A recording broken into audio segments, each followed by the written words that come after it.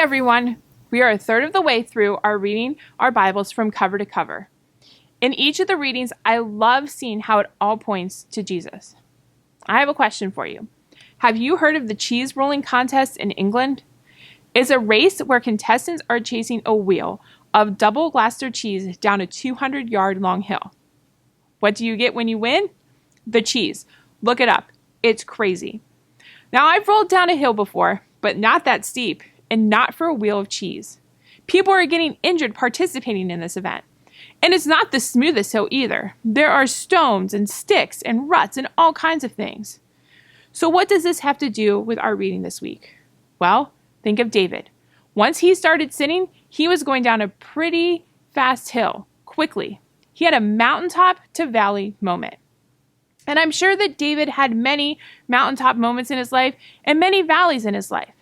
There's been times when he had been running from King Saul, or he was hiding. He was a shepherd. I'm sure he had times when he experienced loneliness out in the fields. So in your handout this week, you have a picture of a mountain. This week, we're going to look at one of David's mountaintop to valley moments.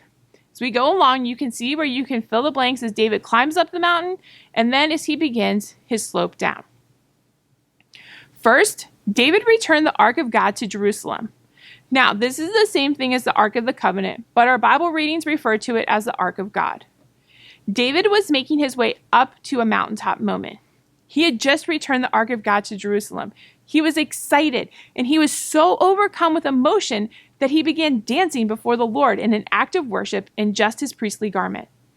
And as our devotional said for that day, in a display of humility, he put aside his royal robes to dress in a simple priestly garment so that he could join in worshiping the King of Kings. He wasn't doing this to draw attention to himself, to make this event about him, but out of excitement and joy to honor the Lord for what he had done. David's wife Michal was embarrassed for David. Surely that's not how a king is to act in front of all of these people. David didn't just worship and dance. He worshiped in his song of praise. Listen what he says in 1 Chronicles 16:23-27. Let the whole earth sing to the Lord. Each day proclaim the good news that he saves. Publish his glorious deeds among the nations. Tell everyone about the amazing things he does. Great is the Lord. He is most worthy of praise. He is to be feared above all gods. The gods of other nations are mere idols, but the Lord made the heavens. Honor and majesty surround him. Strength and joy fill his dwelling. This is how David chose to verbally thank God. How do we respond when we come before God? Are we showing him all of our thanks like David did? Or do we have an attitude like Michal did that eventually made her become barren? Second, David had military victories. In 2 Samuel 8:6, it says that the Lord made David victorious wherever he went. We see how he had won those battles because he had trusted that God was with him. I believe that if David had been a spy going into the promised land, 9 spies would have returned saying they couldn't do it, and 3 would have come back saying that, yes, we can do it because God is on our side. David would have been right there with Caleb and Joshua. In Psalm 60:12, David writes, with God's help, we will do mighty things, for he will trample down our foes. When we remember that God is on our side, we can face anything that comes our way and know that he is always with us. When we're facing a hard day at home, when we feel we are being attacked at work, when we keep getting in fights with our spouse, we can remember that we have God to help us to do mighty things. Third, David kept his promise. David had made a promise to his best friend Jonathan that we had read about a few weeks ago. We don't read all the details that went into this promise and what it all was about, but it was a promise that they would care for the interests and needs of each other. David had extended that through to Jonathan's family as the devotion had read, Mephibosheth could have been killed because he was part of Saul's family, and if he were alive because Saul had been a king, he could have caused a revolt against David. Instead of having him killed, David had given him Saul's property, and he got to have a seat at David's table. He was treated just like the son of a king. He showed that he was faithful to his promise.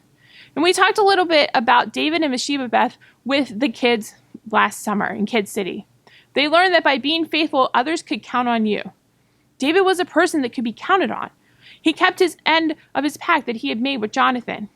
But he was counted on in other areas too. How he led his army, how he acted as a king, and most importantly, how how he served and lived his life for God. As Christians, we are called to show this kind of kindness to people. David had mercy on Mephibosheth, and we can show mercy to the people that we see each and every day, even to our enemies. Now, we've reached the top of this mountain in David's life. And here's the thing about mountaintop moments. Sometimes we don't realize that we're on top of the mountain or that we were on top of the mountain until we start to slide because we're coming down. So we're going to take a look now at David's slippery slope down the mountain. First, the slope begins when David stayed behind. David never should have been at the palace. He chose to stay behind and not go to the battle with Joab to fight against the Ammonites. This seems like such an innocent thing, but there was so many supposed to be's with this. Just like our devotion for April 26 read, he was supposed to be out with his men in battle. He was supposed to be leading Israel. He was supposed to be in bed. He was supposed to be a man after God's own heart. Instead, though, David got himself into a position that led him to begin this slippery slope. We all have our supposed to be's. I was supposed to be at home with my family. I was supposed to be off my phone at 9. I was supposed to be at church. But we stayed behind, and it got us in trouble, and we start to roll down that hill. Second, David tried to play God. David sees Bathsheba and decides he wants Bathsheba. And when Bathsheba lets David know that she's pregnant, David has Uriah come home at once. He tried to get Uriah to sleep in his home, but he doesn't because he doesn't think it's fair for his men to be fighting and to be roughing it during the battle, and he's sleeping in luxury. David gets Uriah drunk so that in Uriah's state of mind, he'll go home. But again, he doesn't. So finally, David has Uriah sent to the front lines where he's killed. After Bathsheba's time of mourning was over, she married David. So David has committed adultery, murder, and theft. He stole Uriah's wife. He would have been hitting those stones and those ruts as he's going down that hill. And then David gets called out on it. God sends Nathan to use a parable that David would understand to let him see the errors in his way. Here's the thing. When we play God, we're going to lose. We're going to mess up. It might be butterflies, sunshines, and rainbows for a bit, but that won't last. And God will send us someone that we know and trust to call us out. And we need to choose how we respond to that person. Instead of pushing Nathan away and telling him that he didn't have a right to call him out, David confessed and was forgiven and faced his punishments. David later wrote Psalm 51 after Nathan had confronted him. Psalm 51:3 says, "For I recognize my rebellion. It haunts me day and night." Like I said, that good feeling of sin does not last. Finally, David had family rebellion. This all came as a result of his affair with Bathsheba. This lasted over a period of time. It started with the death of his child, and it just continued after that. It had its own slippery slope. Now, if you have siblings, you know there's always sibling rivalry. Sometimes it's just minor sibling spats. Other times it's major and can flow over to the parents. We see how Absalom had treated Amnon after what he did to Tamar.